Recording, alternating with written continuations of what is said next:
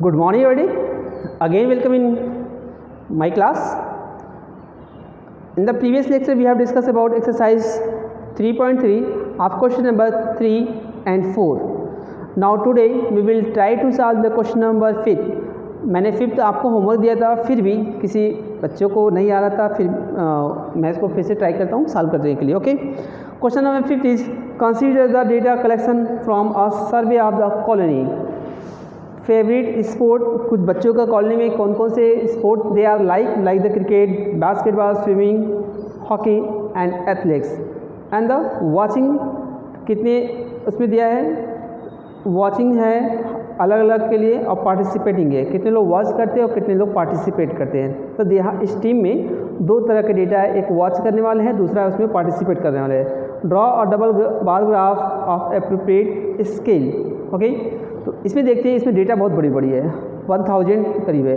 अगर हम 1 लेंगे तो हमारी इम्पॉसिबल है कि उसको कॉपी पर ड्रॉ करना, इसलिए हम आपस में ऐसा सूटेबल उसका हम स्केल मानेंगे ताकि हमारा जो ग्राफ प्लॉट करने पर हमारे कॉपी में वो इजीली आ जाए. तो हम क्या करते हैं, इसके लिए स्केल लेते हैं. तो हम स्केल लेंगे, let 1 centimetre equal to 100 people. ठीक है, हम इसके लिए अपने मन से अप्रोप्रिएट स्केल लेते हैं ताकि 1 सेंटीमीटर इक्वल टू 100 पीपल लेते हैं. राइट, अभी देखते हैं, यहाँ से 100 हो जाएगा, 200, 300, 400, 500, 600, 700, 800, 9, 1000, 1100, 1200,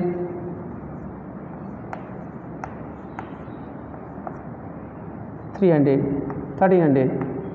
ठीक है, तो ये आपको क्या हो जाएगा, इस तरह से हमने वाई एक्सिस हमने बताया जो भी नंबर ऑफ होते हैं, नंबर ऑफ चिल्ड्रेन या फिर नंबर ऑफ पीपल्स, तो उसको हमेशा Y axis, number of peoples, ये हमेशा आपका वाई एक्सिस होता है. और एक्स एक्सिस में क्या है, क्रिकेट है, स्पोर्ट्स है और डिफरेंट. तो हम इसके लिए अपने मन से कुछ भी लेते हैं, 1, 2, 3, 4, 5, 6, 7, 8, 9, 10, 11. ये आपका एक्स एक्सिस हो गया. ठीक है, जो बिलो होता है वो आपका एक्स एक्सिस होता है और इधर जो होता है वो आपका वाई एक्सिस होता है. राइट, और नीचे जो आपका दिया है वो आपका क्या है, स्पोर्ट्स, ये आपका स्पोर्ट्स होगा. ओके, तो पहले हम क्या करते हैं, वॉचिंग वाले के लिए. तो वॉचिंग वाले के लिए हम क्या सिंपल एक बनाते हैं, ऐसे जो होगा वो आपका वॉचिंग होगा. और जो हमने इसको डार्क ऐसे कर दिए, आप इसको शेडेड भी कर सकते हैं. ठीक है, ये आपका पार्टिसिपेटिंग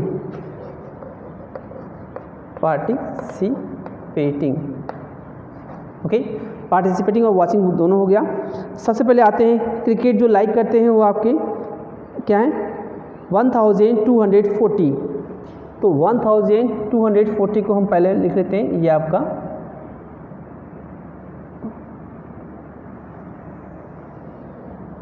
क्रिकेट.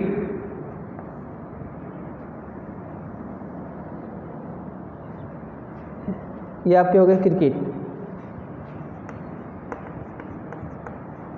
ठीक है, फर्स्ट वाला आपका हो गया क्रिकेट हो गया. और सेकंड है बास्केटबॉल. ठीक है, ये पार्टिसिपेटिंग हो गया. हम दोनों साथ साथ बना के चलते हैं. आपका 620 जो आपका है पार्टिसिपेटिंग, 620 समथिंग इसके ऊपर होगा, ये आपका पार्टिसिपेट कर रहा है. ठीक है, पार्टिसिपेटिंग को हम ऐसे बनाते हैं. ठीक है, ये क्रिकेट के लिए हो गया. आपका 470 है बास्केटबॉल, 470 इसके लिए अलग से बनाइएगा.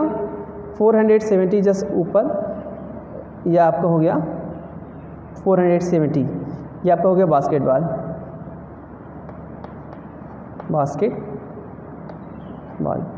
ठीक है, या तो आप इसके बीच में लिख दीजिए, बास्केटबॉल हो गया. और सेकंड है 320, जो वॉच कर रहे हैं, 320 पीपल क्या है, वॉच करते हैं, 320। ओके, नेक्स्ट क्या है, 510 स्विमिंग करते हैं, ठीक है, 510 स्विमिंग के लिए 510, 5 और 10 से जस्ट ऊपर, ये आपका 510 हो गया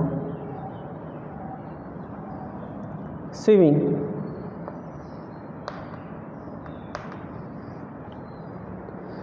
हो गया, ठीक है। ये स्विमिंग हो गया, और स्विमिंग में इतने लोग वॉच हो रहे हैं, अब उसमें से पार्टिसिपेट 320 लोग कर रहे हैं, 320 इसके नीचे होगा, जस्ट 320 इधर होगा, ठीक है। आपका 320 जस्ट इसके इक्वल होगा, ठीक है। ये आपका 320 जो आपके क्या है पार्टिसिपेट कर रहे हैं। और हॉकी में 430 आपका हॉकी में लोग क्या खेल रहे हैं, 430 ये आपके हॉकी में हो गए, ठीक है। हॉकी में हो गए, और कितने लोग उसमें प्ले कर रहे हैं 250 जस्ट 200 इसके जस्ट मिडिल में 250, ये आपके हॉकी के हो गए, ठीक है। ये हॉकी के हो गए। अब नेक्स्ट आपको जो दे रहा है, ठीक है, नेक्स्ट है आपका 250 एथलेटिक्स, 250 क्या है, एथलीट है,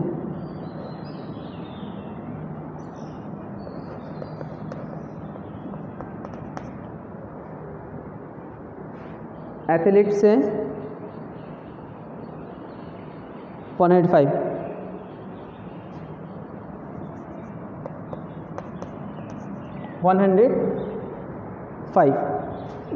जस्ट इसके ऊपर होगा, ये आपका ऐसे हो जाएगा, ठीक है।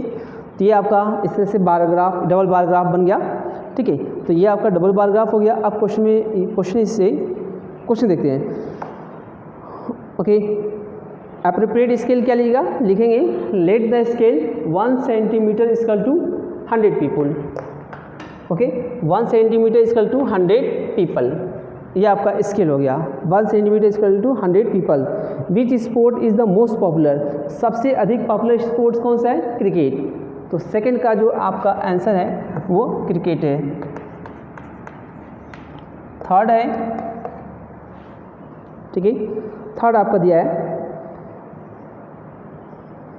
Which is more preferred watching और पार्टिसिपेंट इन स्पोर्ट, कह रहा है कि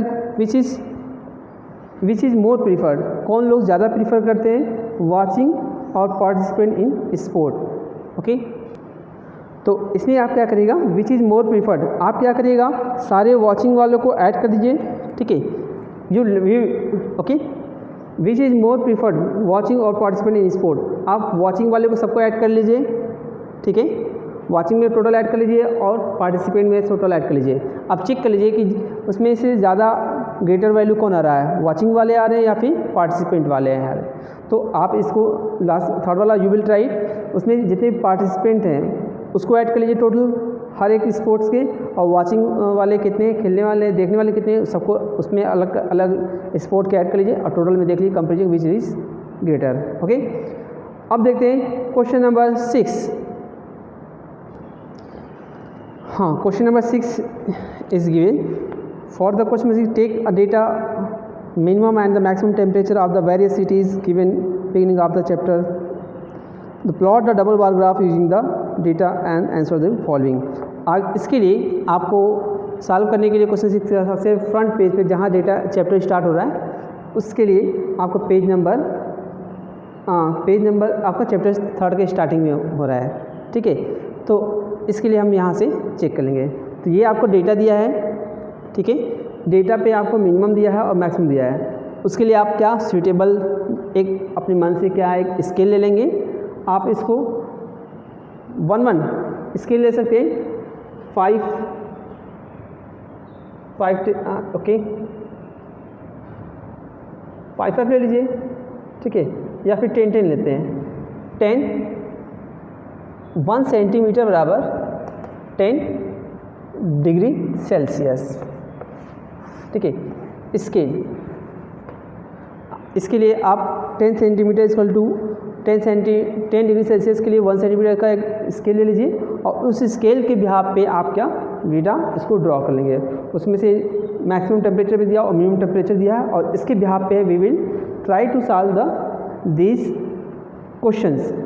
ओके, तो you will try it, okay, you will try because it is same like the question number 3rd, 4th, 5th, 3rd, 4th and 5th, okay, which I have already discussed. ठीक है, तो you will try. If you face any problem then we will try to solve this question. First you should draw a graph. After that on the behalf of the graph you should give the answer of the remaining question. Okay, so that's all for today and I hope you will solve this question. Okay, thanks to everyone and have a nice day.